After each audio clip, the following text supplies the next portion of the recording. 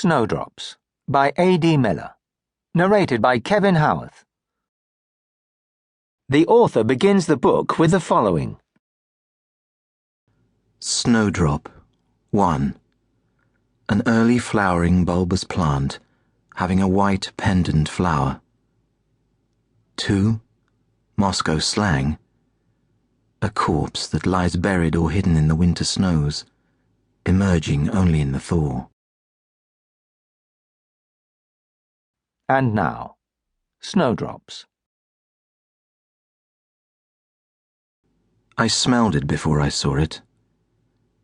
There was a crowd of people standing around on the pavement and in the road, most of them policemen, some talking on mobile phones, some smoking, some looking away.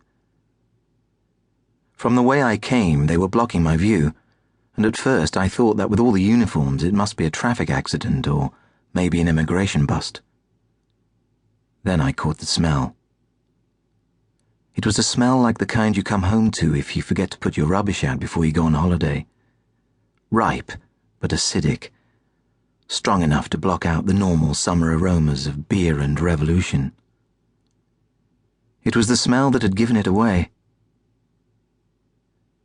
From about 10 meters away, I saw the foot. Just one, as if its owner was stepping very slowly out of a limousine. I can still see the foot now. It was wearing a cheap black slip-on shoe, and above the shoe there was a stretch of grey sock, then a glimpse of greenish flesh. The cold had kept it fresh, they told me. They didn't know how long it had been there. Maybe all winter, one of the policemen speculated. They'd used a hammer, he said, or possibly a brick. Not a good job, he said. He asked me if I wanted to see the rest of it. I said no, thank you. I'd already seen and learned more than I needed to during that last winter. You're always saying that I never talk about my time in Moscow or about why I left. You're right. I've always made excuses, and soon you'll understand why. But you've gone on asking me, and for some reason lately I keep thinking about it. I can't stop myself. Perhaps it's because we're only 3 months away from the big day, and that somehow seems a sort of reckoning. I feel like I need to tell someone about Russia, even if it hurts. Also that probably you should know, since we're going to make these promises to each other, and maybe even keep them. I think you have a right to know all of it.